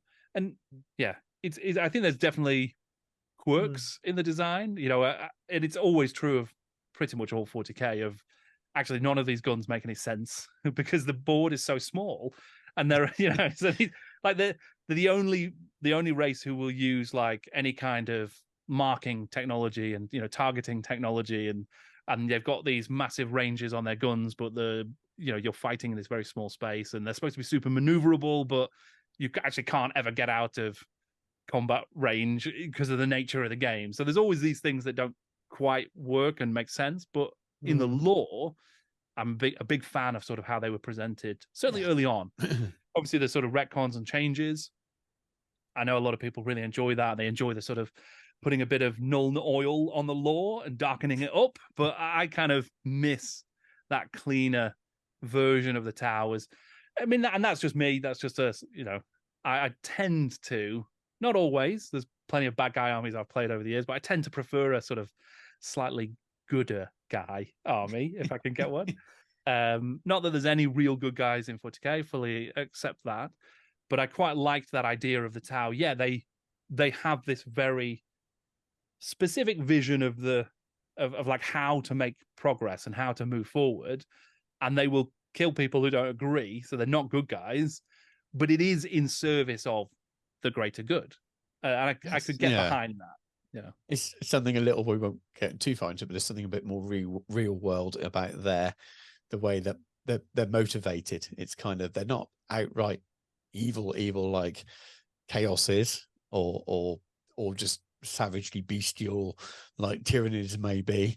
So they're a little bit more recognizable as almost how real world politics could in a war could work out, as in the kind of, well, some people would say they're evil, but some people would say no, they're fine, they're just fighting for their own cause, whereas some of the factions are clearly just designed to be the bad guys, very comically, very movie like. And it absolutely could just be my like lack of imagination, but I do really like that idea that there are Tau who would lay down their lives because they truly believe in the greater good, and that's just a compelling story to me. I mean, there's plenty of other sort of compelling stories in 40k. I really like the idea that the Eldar would just do absolutely anything to protect one Eldar life, because the Eldar life is so important. So there's all these kind of cool ways you can look at different armies in 40k, but that's just one of them that appeals to me quite a lot. Nice. So where did you move to after that? Was that you stuck in 40k land then, or I was for a bit, and I still played Warhammer, and then it was around 7th edition when I took a bit of a step back. So I went to uni. I did as we often do. You sort of leave the hobby to one side. I was quite lucky in that I've always had friends who were braver, I guess, about staying in the hobby more than I was. So I still had access to it and was sort of hearing about it and sort of following it, but I wasn't actively playing or collecting anything for a couple of years there. And then I came back from uni having decided, actually, no, I miss this stuff too much. I'm not cool, and I can't pretend that I am. So I might as well just fully embrace something that is cool, and that's the hobby. And I came back and I got my Tau out and I got my back into 8th edition. I started Lizard Men at that time and sort of did a big Lizard Man army for 8th edition. I quite enjoyed 8th edition of Warhammer quite a lot, even though it was, it's not it's not the slickest system. There's a lot of stuff going on there and a lot of things you could take out. And I know the lore kind of went in an interesting direction that isn't necessarily the best, I would say. But there was still a lot of things that I enjoyed within it. So I did spend a lot of time immersed in that edition. And then obviously the end times kind of took it in a different direction that was less favorable for me. Yeah. I did have I had a bit of a difficulty getting into Age of Sigmar, partly because of that. Obviously, it's the very nature of Age of Sigmar was kind of directly intertwined with the end of Warhammer, because by choice, that was their design, was in order to benefit from that story progression into Age of Sigmar. The downside was that for some people like me who were maybe not as enlightened at that time, you were kind of, I was just a bit like, okay, this is a real shame. And it feels like right now, this game killed this game. And that's, that didn't feel good. So I probably didn't engage with Sigmar as much as I could have early on. But I was really turned around by Silver Tower, actually. Uh-huh. The Warhammer quest that they did for Age of Sigmar. Because it finally felt that there was some cool stuff. So Age of Sigmar kind of felt too empty to me early on. It didn't feel inhabited. Obviously, there's always, everyone always talks about the fact that, like, what does a regular person do in the mortal realms? And that took a long time to really come out, I think, in the background for Age of Sigmar. But Silver Tower sort of gave it this interesting life, and it could have taken place. Silver Tower could take place in the Warhammer old world very easily, and I guess that works in its favor as well for me, because it's something that I liked from an older time, brought into a new time, and given this kind of really interesting, wild coat of paint, I guess. So yeah, that definitely turned me around, and there were cool things in that, like the Griffhound that's in it. I just was like, yeah, this is actually really cool. I'm glad we're seeing this kind of stuff. And I think Stormcast are perfectly fine. I understand why they exist. I think they could be cool. I don't know, we're not here to talk about all of my opinions about all of these different games, but my thing with Stormcast is kind of similar to what I think about Space Marines and Chaos Warriors, which is they're much, much cooler when there's only like one or two of them. Uh-huh. So I really like the idea that if you do an Imperial Guard army that might have 2 or 3 Space Marines in it, that feels really cool to me. And Chaos Warriors and Chaos Space Marines as well, being like thousands of years old, and they are just the absolute hardest warriors you can possibly imagine. And seeing one is terrifying. So you really don't want to be in a situation where there's more than a squad. I quite like that kind of vibe to it. I think Stormcast could have been that as well. And I understand why they're not, but in my head, that's kind of the cooler version of it, I think. And Silver Tower gives you that. You just have one Stormcast who's on a quest, and that's kind of cool. So I like that. And from there, I played a bit of Age of Sigmar. I mean, 40k, like I say, I've had my Tau throughout. I've done a couple of other armies in 40k over the years as well. But that's been sort of in terms of miniatures gaming, that's my major thrust. What I've not talked about there at all is like role playing or card games or board games, which has been present throughout as well. And that's too big a topic, I guess, to get him. Because the thing with that is never, unlike Games Workshop, which has been this sort of through line, and the worlds of Games Workshop, even Warhammer, has been this sort of bit of continuity that you can always come back to and always get stuck into, and sort of, it's like picking up with an old friend and giving them a call and finding out what they're up to now. And that's quite nice. In role-playing games and board games, it's almost always a different game. You play a campaign of that for a little bit, and then you play a campaign of something else or a different board game, that kind of stuff. But yeah, so I've probably covered it in too much detail, but that's a bit of my hobby life. I think you can provide some good context for the what comes next, though. So, what is Jordan's Sorcery then, in terms of the YouTube channel? What was your vision there to give your elevator pitch to everyone who's not gone and watched it so far? Sure. I should probably prepare an elevator pitch, actually, so I'll get better at this. But I guess my idea was just, and having seen other content creators do things like this, so I certainly can't claim to have originated a new thought. But I quite like the history of these games. So I love the games themselves, but I also love like how they've evolved and where they've come from, and wanting to know more about that. And when I was looking at YouTube and wanting to do something in the content creation space, I was kind of looking at my hobby and how I engage with that hobby. And for me, you know, we talked a little bit about the fact that I don't paint very much. I'm not very good at that. And I'm not a good modeler. I don't kit bash, and I don't do that kind of stuff very well. And I'm not really great at playing the games. I'm not a good tactician. And the rules, I only remember the most recent rules for the most recent game I've played. Everything from before that is gone until I reread it, and then it's, you know, replaces the other one. So I was like, well, what do I do in my hobby that's interesting? What do I like about my hobby? And it's collecting for me a lot of the time, and telling stories about the things I've collected. So there are certain things where I've got a very probably unfortunate sort of collector's mind, in that once I get keyed into a certain thing, I'm then very like driven to have all of that thing. So if it's a particular game line, if it's a particular type of miniature, if it's a particular, you know, if they were like, if I got really into Nurglings, say, and I was like, right, actually, I really like these Nurglings, and I want to do a collection of Nurglings, I'd then have to go through all of time and space and collect every Nurgling that's ever been made, because that's just how I'm wired. It's ridiculous. And you have to be quite disciplined sometimes and say, no, I need to limit what I'm collecting, because otherwise it's just going to go wild. But like from that, I was thinking, okay, well, if I love collections and I love finding out these extra secret things within a collection. I mean, I did a video about Dark Matter, which is an old role-playing game from TSR and Wizards of the Coast. It was quite short-lived, kind of like the X-Files if you made a role-playing game of it.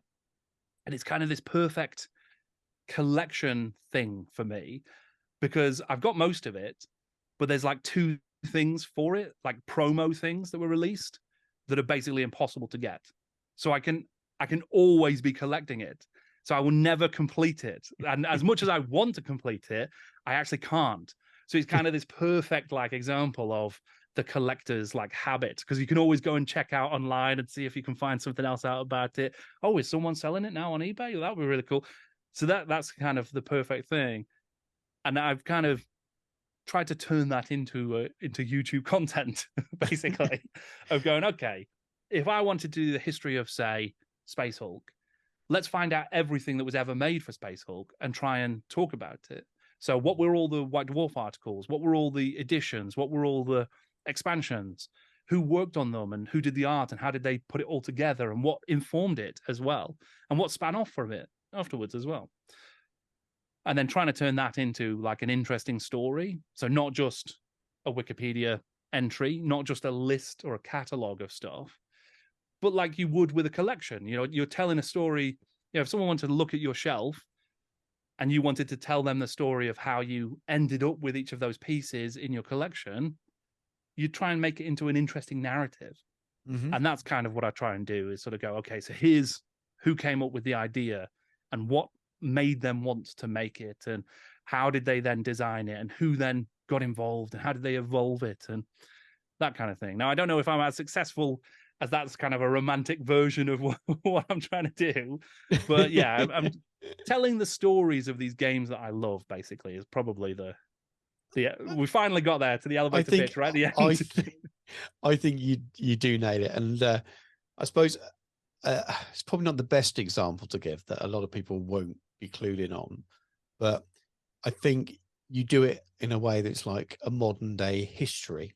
So the modern day history writing tends to have more of a story and a hook to it, rather than an extended essay, if that makes sense. So especially military history, there seems to be a modern day. So at the moment I'm listening to, while I work, a book called Command by Al Murray, which some people will know as the pub landlord comedian. He also loves his World War II, and as writes as well. And that kind of modern style of history writing, it's very, you could turn it into a documentary, and it's very, very easy to absorb. It's got a good story through it, but the narrative keeps you interested, rather than history can be a little bit dry sometimes. It's not, and it's definitely not in a dry way. And I would describe your videos as that kind of thing, not dry, as in it's got a good narrative to it. It hooks you in and it keeps you watching, because you're not just saying in 1983 they did this. You interweave it really, really nicely, and it works, and you present it extremely well. So you do it. Don't worry, you manage it. Thank you. Yeah, I mean, and on that, actually, I think so. One of the only books of history that I've read in sort of my adult life, I think. So I read the War of Wars, which I think is by Robert Harvey, maybe. I don't know if Not you've one I'm read it. familiar with. It's a very good book about the Napoleonic Wars. And it's exactly that. It kind of is more of a narrative. You know, it's almost like you're reading a fictional book about this massive series of wars and campaigns and all the characters who are involved. And similarly, there's a very good book about the sort of biography of Marvel Comics. And I forget who wrote it, but again, it's kind of written as this narrative. Almost, if you didn't know it was real, you would think it was this fictionalized story, and they've made up these characters, and the way they intersect is sort of has been created because the authors of those books have kind of focused in on the most interesting aspects of the story. And I guess this is the danger with it, is when you're trying to craft a story and a narrative out of true events, you're always going to sort of, and this has happened where you sort of want to there'd be details that are just a bit too thorny or complex, and it's really hard to explain, okay, actually, who really did own the rights to this, or who really did author that particular bit, and it's just really complicated. And we're going to do a 5-minute digression about this very specific detail, or you just talk around it, or you sort of, you know, you never want to mislead. Yeah. But sometimes it's just necessary to sort of truncate and kind of say, oh, and then something happened, and then we moved on to this next bit. So, but to kind of create that storytelling version of history, and I guess that's, it's the thing to bear in mind, is that this is my version of the history, in the same way that when you interview someone who was there, they're giving you their perspective on what happened. No one can really tell you the truth because it's filtered through their own experience and memory. Yeah. So I'm trying to do that. And I try and be as honest as possible and get to the real details as much as possible, but limitation of some of this stuff, you know, what actually exists in terms of research and what story you can gather from it. So I suppose the next two questions then will come off the back of what you've just said there. So how do you go about choosing your topics, and then how do you do your research for them as well? So I've got a couple of ways in terms of finding out what topics to cover. One of those is, so I've got a Patreon, and I do a vote every month where I sort of put together 4 separate things that I think are loosely themed up and might be of interest. And I kind of say, guys, what should I prioritize out of these ones as a video that's going to come up? So like I did one recently about a couple of different types of Warhammer history. So the options in there was like magic in the Warhammer world and how that evolved and developed. And there was a Warhammer comic that was going to be made and what really happened with that comic in the late 80s. And there's an Italian Warhammer part work that's essentially its own version of Warhammer Fantasy, which I've been able to get hold of a couple of copies of. Fascinating stuff. And it was translated, and just they created their own version of Warhammer because they hadn't translated the sort of main game at the time. Incredible little thing, like a very odd, unique kind of corner of this Warhammer history that's not really talked about anywhere else. I've never heard of it. These, I'll do a video about it at some point. Yeah, please do. How's your Italian? Yeah, it's not good. Not good. It's all going to be going through Google Translate for sure. But yeah, so there's you find out all these little curios, and they sort of spark ideas, and I put those to my supporters and sort of say, guys, what should I do? But that's just one sort of way. Another is, what am I interested in at that given time? And this can kind of change. It ebbs and flows. It's really interesting. I mean, the number of times I've sort of planned out the next couple of months worth of videos, and then within a couple of weeks, I'm like, nah, I'm way more interested in this now. Or I just read this article from like a 1993 issue of White Dwarf that got me really excited about something that I'd never even heard of before. So like some of it's just really organic, and it kind of comes up, and it's like, that would be super interesting. I mean, there's probably an argument that I should be a bit more cynical is not the right word, but maybe a bit more calculated in what I cover. Because at the moment, it is very driven by that kind of passion of where I'm interested in stuff and what am I seeing and what do I think would be cool? What would I want to watch a video about? And that's the reason, that's the reason there's super niche topics like Owl and Weasel and the sort of precursor to White Dwarf that, why would anyone want a video about that, I guess? But I was like, well, I'm quite interested in this. I want to learn a little bit more about it. And it informed so much of early Games Workshop. It was such an important little piece of the puzzle that got them from starting the company to creating White Dwarf, that actually it was like, oh, I would be interested in watching a video about that, so I'll be interested in making a video like that. And you kind of need that passion, I guess, to propel you through the act of creating a video, because sometimes it can be a bit tough. But then there's also that side of things of, well, actually, maybe people would be more interested, or a wider audience potentially would be interested in something that's a bit more targeted to something that's happening right now in Games Workshop, or that's more sort of timely, I guess. And that's, just something I probably need to get better at, I suppose, is finding the right balance between passion and what I know my audience want to see and what my supporters want to see, and what I think more people would be interested in sort of seeing from the wider world as well. Oh, yeah. Difficult. So in terms of the research, then I imagine it's a bit of a mixed bag, but how hard is it to find the information you need for these videos? It's not too bad, in the sense that, so White Dwarf used to be amazing, and I don't mean to say that White Dwarf's not great now. Some issues are really, really good. It was just a very different sort of organ for Games Workshop many years ago. Like when you look at the late 80s, early 90s stuff, especially once you'd got through into Brian Ansell's Games Workshop, where he'd sort of reoriented the magazine to be Games Workshop specific. So the early White Dwarf, which is really, really good for loads of great role-playing stuff, but is not as good at telling you what Games Workshop are up to. And that first sort of, 40, 50 issues of the sort of Ansell-inspired, it's a Games Workshop house magazine, we need to find information to fill every page. So they just talked about everything. They were just like, right, well, we're working on this, we're working on that, we've just brought this person in, here's who started in the studio, here's, what's going on here. It's just loads of information, loads of projects that just never got completed or disappeared or changed over time. And they would talk about like original names for stuff. So like Warhammer Fantasy Roleplay was originally not Woofrup, it was Warp. And they were like, at one point they just go, yeah, we've changed the name, now it's Woofrup, and you pronounce it like this, and here's what we're going to do with this project going forward. So there's all this kind of really good information from White Dwarf. Now, who knows how accurate any of that is, because it was a marketing tool as well. So there's always going to be that pinch of salt, but it's probably one of the best sort of sources for what was happening or what was supposed to be happening at Games Workshop during that era. And then there's loads of really good stuff online as well. There's lots of really good blogs who have done a lot of hard work in the same sort of spaces I'm doing now over the last 10 or 20 years.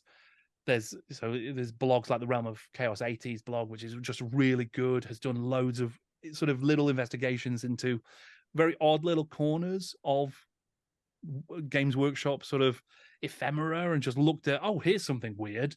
Anybody know about this? And then there'll be a little discussion. And then the other, like there's Awesome Lies is an absolutely incredible blog, like a really academic approach to the history of Warhammer Fantasy Roleplay and how that evolved over time. And that's definitely like the gold standard for creating sort of a readable, interesting history that's very detailed and very accurate. And you can tell that it's really good because loads of the writers from the time have commented and talked about, oh, actually, I remember this, I remember that. So all of those comments become really good as well. So, I certainly don't want to, and I always try and credit everyone who sort of informs the stories that I'm sort of pulling together, because people have done great work in documenting this stuff already. So I don't want to sort of, I wouldn't want to be accused of sort of stealing that or copying anything. But these these blogs and these stories have now become sources themselves, which presumably was the intention of the authors, because they were trying to document this history as well. So you kind of want to draw on that in the same way you draw on White Dwarf, in the same way you draw on other contemporary magazines and publications and things like that.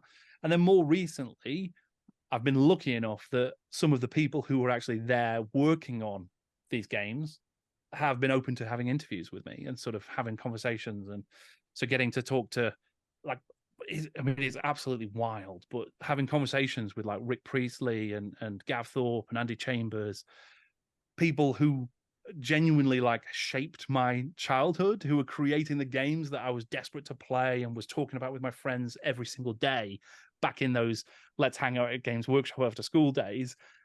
Then you're having a conversation with them and sort of saying, why did you do that? So it's just, it's really, really, it's been incredible fun just to sort of get that opportunity and a real privilege in that space as well. Yeah. And then the other thing I suppose I should say is there's now more, because we're in this era of this sort of nostalgia and the way it's been documented and talked about a lot more now. There's other good YouTubers doing this kind of stuff as well. And then like Ian Livingston wrote Dice Men relatively recently, which is a good history of the first 10 years of Games Workshop. Obviously, it's always going to be, like I say, it's one person's perspective, but it's a really interesting story of those first 10 years or so. Yeah. And then Talking Miniatures, which Robin Dews and John Stallard did recently, which interviewed lots of other people who were working at Games Workshop over the years. Again, loads of really interesting interviews. And you just read it and you're like, wow, someone mentioned one tiny detail in one little response. That should be an entire video because it's so interesting. And that just goes on the list of like, well, we'll get around to that at some point. That's got to be something documented and talked about. I can imagine. So take you back to the beginning of doing the channel. Now, something I've noticed is that you've got a really consistent style of video and presentation. A lot of people, maybe myself included here, start their YouTube channel almost accidentally, and over time it evolves and gets a little bit smarter. But did you have a kind of a really distinct idea and a plan as you started the channel that I want to present in this particular kind of way, to have these visuals, and it's all very consistent from logos and themes and colors you use? I'm just interested in your approach on that. Did it just happen, or was it a plan? Yeah, I suppose, I mean, again, this is one of those things where a lot of good people have already done hard work, and I've kind of gone, okay, that I like that. That's really cool, or that's a really nice idea, or I'd love to do my take on that kind of thing. So like, Snipe and Wib have done really cool stuff with their Codex compliant videos where they're looking at the history of specific books and releases from Games Workshop. Arbiter Ian has done some fascinating videos about the history of 40k and like the development of stuff like that. And then there's loads of other channels that look at history and stuff and sort of tell really interesting stories about, and that could literally be any, there's so much great content on YouTube now that you can go and find just the history of abandoned theme parks and 50 videos about just that. And they're fascinating. And the people who do it well, they tell really cool stories, and they sort of package their stories in an interesting way, and they have the nice lighting and whatever else it might be. So I kind of was just doing this sort of mental mood board of things I liked in what I was watching. And and again, I don't want to copy anybody, but I do want to be inspired by people and sort of lean into that and sort of go, well, I really like the way that person has sort of built their set, if you like, or the lighting that this person has used, or the way this person does their thumbnails or tells their stories or opens their videos or sort of closes them out and that sort of stuff. So I've just tried to kind of take all the best bits of things I'm interested in. I mean, even down to like, so I start all my videos by saying hello, and that's purely taken from like TV that I watched as a kid that I really liked, like How or whatever, How To, or, those kind of, or just opening with a nice hello and just welcoming people in. And then the story begins. And I just quite like that. And I was like, well, I guess I'll do that. And similarly, I wanted to have a proper intro. I wanted to have a proper sort of the heraldry that I've got of the cats and stuff like that. I just wanted those elements because I like those. I like when I see that kind of stuff. So I wanted to find a way. I mean, thumbnails is a very interesting one, and it's very hard to get that right. And I've recently rebranded. So if anybody wants to go and have a look and take a look at my new thumbnail design, I've kind of gone for something I think quite different to what I was doing previously. But it's sort of been an evolving thing where you sort of go, okay, well, I want to retain this, or I like what this person does on their channel. I want to find my way to do it that feels true to me. So I've still, I love my heraldry. I'm very proud of that. So I wanted to keep that. But does it need to be quite as big? Early on, it was kind of the only signifier of me and my channel that was consistent. And I had this big in the corner of every thumbnail. Now I feel a bit more confident that actually I'm a bit more familiar to a number of people. So maybe the heraldry can be a little bit smaller, still there, still present, still that sort of that seal of approval or quality, hopefully. But actually I can focus more on other stuff and kind of go for a sort of a more impactful view. So yeah. I know. I don't know if that answers the question. Really. No, it does. It does. I'm just interested in your approach. It was interesting to talk to other YouTubers about what they do. And yeah, thumbnails are a bit of a. I think you're guessing a lot of the time on you, but it's got to be something that attracts and. Absolutely, yeah. And the same goes for when we were talking about like what topics to choose. Ultimately, no one knows why anybody watches anything. So you kind of just sort of. You have to go with, well, what do I like, or what do I want to talk about? What do I feel like I would make the best content about? And then sort of drive it in that direction. But I've tried to be quite logical. And I mean, I came from a sort of quite professional background. So I was trying to take that same planning and sort of disciplined approach to creating each piece of content and each aspect of that content and trying to do it as professionally as possible. And I'd like to think some of that's worked, and there's definitely lessons learned over time, but trying to keep it quite okay. How do I make a good, not to sound again too cynical, but a good product that I'm proud of, that I think people would enjoy and want to come back and watch the next one that comes out. Yeah, that makes sense. Definitely makes sense. And what can we expect from the future of the Jordan Sorcery channel? Anything you'd like to share? Have you got any plans or hopes yourself? Sure. Yeah. I mean, so I've I don't know if people have watched my making of Warhammer fantasy series. It's sort of episode by episode was trying to take a look at each edition of Warhammer Fantasy that was released and sort of how it evolved and changed and why, and a lot of the business factors that drove those changes. Because I think there's such an interesting interplay between what Games Workshop is or was as a company and how Games Workshop has evolved over time, and you lay on top of that how Warhammer has evolved over time as well. They're so intertwined, those two stories, right the way up to Warhammer's end as well. You just got these very clear, defined periods of Games Workshop history and what Games Workshop was trying to achieve and how that then manifests on the gaming table. And obviously, when you're there at the time, it's Warhammer is Warhammer, and it's just being evolved and changed because they've come up with a better way of doing it. But in reality, the better way of doing it was going to shift more units or allow them to not have to print a load of cardstock magic items, so they're going to do it through dice instead. And so all of these changes that occurred that felt kind of organic at the time, mostly, actually were driven by new technologies, new business leaders, new decisions, different people in the design studios, different needs and requirements across the business.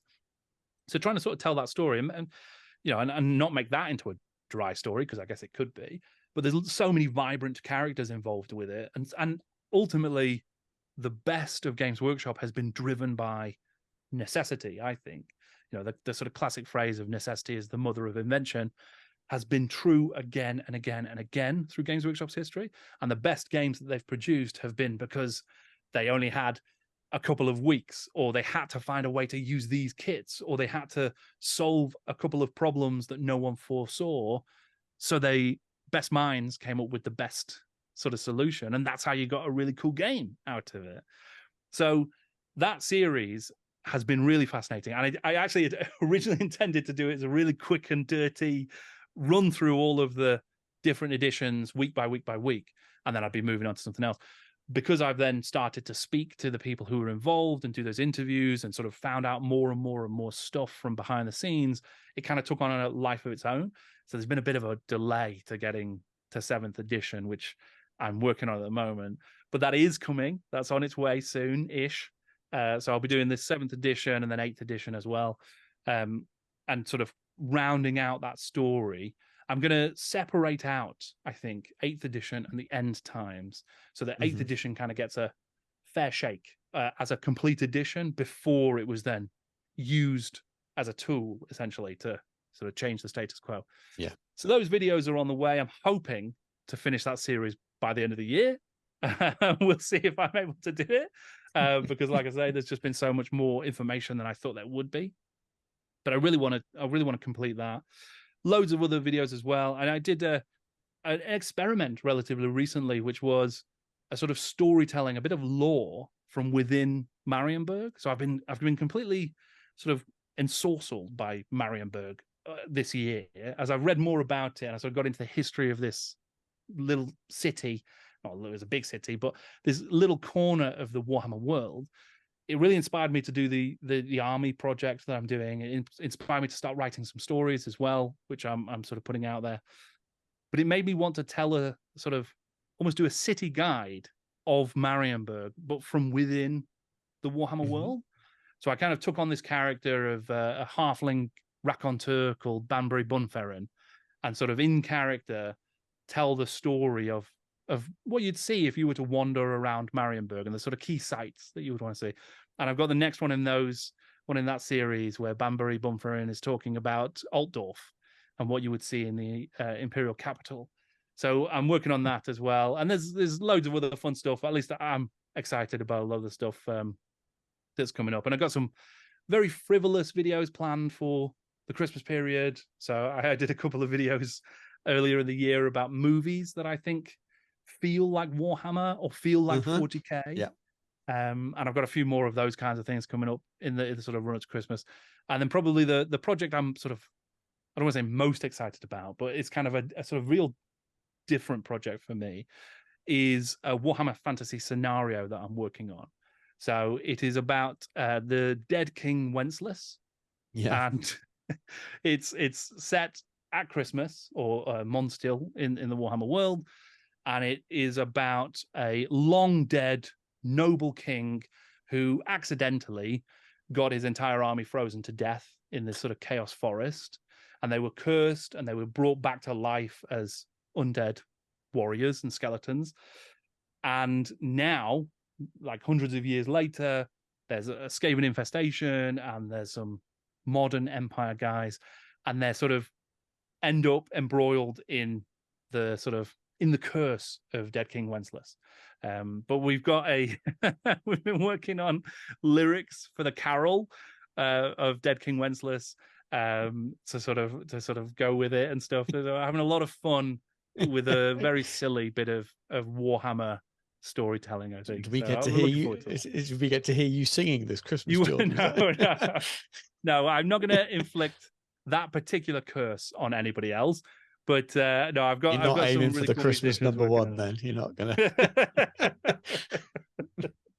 No, it's been fun to. I've written lyrics for it that I think are suitable and sort of match it, and then a really great musician who sort of does this kind of like very folksy kind of bardic medieval style music has been working on sort of putting together what that might sound like in the Warhammer world. So if you went into brilliant. a tavern in Warhammer and you were to hear a bard singing the carol of Dead King Wenceslas, what that would sound like. Yeah, so it should be fun. That sounds fantastic.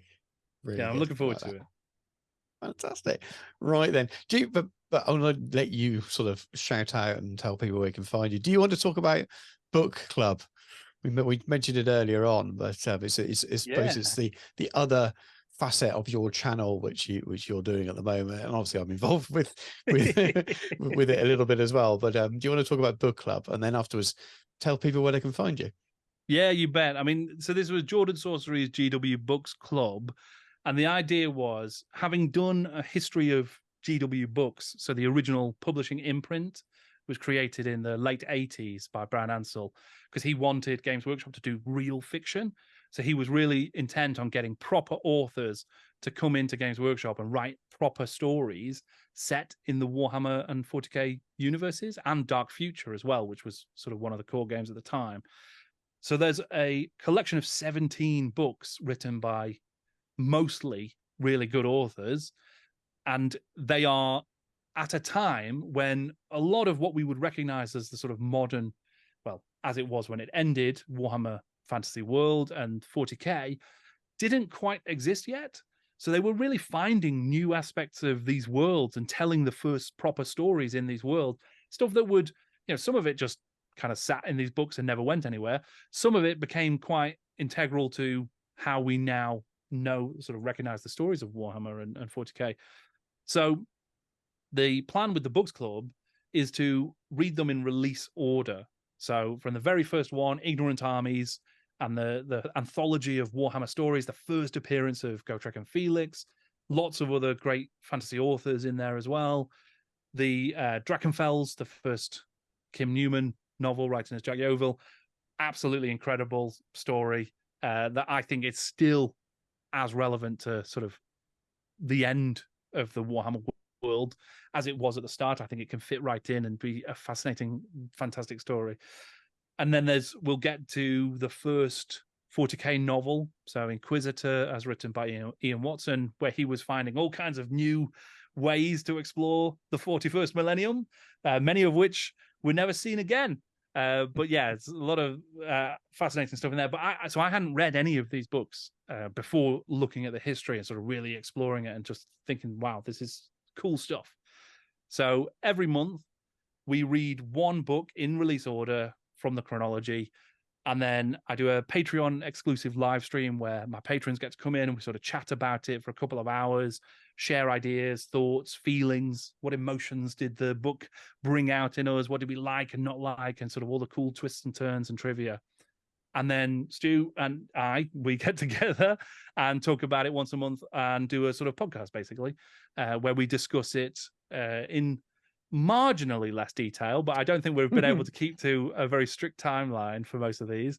But yeah, we just explore what did we like about the book, how Warhammer-y did it feel, how did it fit into the world as we understand it, and was it a good story, and sort of explore it. And I'm absolutely loving it. It's been such a good way to get me reading more again. And because it is this era of Warhammer that, it's now so far away from where it was created. The Warhammer world has died since then, and will obviously be coming back again. So we're in this very weird transition period now, but there's a direct line. It's like time travel to this other version of the Warhammer world and the Warhammer hobby, essentially, by reading these books. I'm really enjoying that connection to those stories. And I'm enjoying people bringing in their own thoughts and feelings and sort of talking about it and sharing it in the comments and stuff. So yeah, I'm loving it. It's been a really fun project so far. Definitely. Yeah, and if anybody wants to find me, they can check out the Jordan Sorcery YouTube channel, and I'm at Jordan Sorcery on pretty much all social media. So yeah, and I'm out there. Just come and give me come and chat with me, basically. Absolutely do. Absolutely. If you haven't checked out Jordan's channel, please do. There will be something there for you. If you're still watching this now, there will definitely be something there for you on his channel. It's fantastic. Right. Thank you very much for your time today, Jordan. It's been lovely chatting to you and having you on as a guest. Nearly time to let everyone go. Dan, have you got anything you would like to ask Jordan, or anything you'd like to sort of announce, or anything before we let these good people go? Well, firstly, obviously, thank you for joining us. I'm a relatively new watcher, I'll be honest with you. Steve was like, you got to watch this stuff. You got to watch it. He's done all these Warhammers. I think the first thing I said to him was, where's 7th edition? It's coming. It's coming. A touchy subject. Well, that's what I said to him, to be fair. And I've been watching a lot of the other stuff, and watching you not paint Marion Burgers as well. But there's some great stuff in there. I would encourage anyone, the older schoolers who sort of have a slightly older appreciation, and then those who are newer to the hobby. you may learn something new and interesting that will benefit you for the old world. And if not, it's really interesting to see how what you've got now has developed. So yeah, by all means, check him out. And also, I just want to say a quick thank you again to the guys from Plastic Crack Podcast, and in particular, obviously, Hayley for marshalling the troops, and to Ben and Alad for hosting me so graciously for the game, and just everyone who watches in general. Cheers, guys. Right then. Well, thank you very much for watching. Take care, and we'll catch you soon.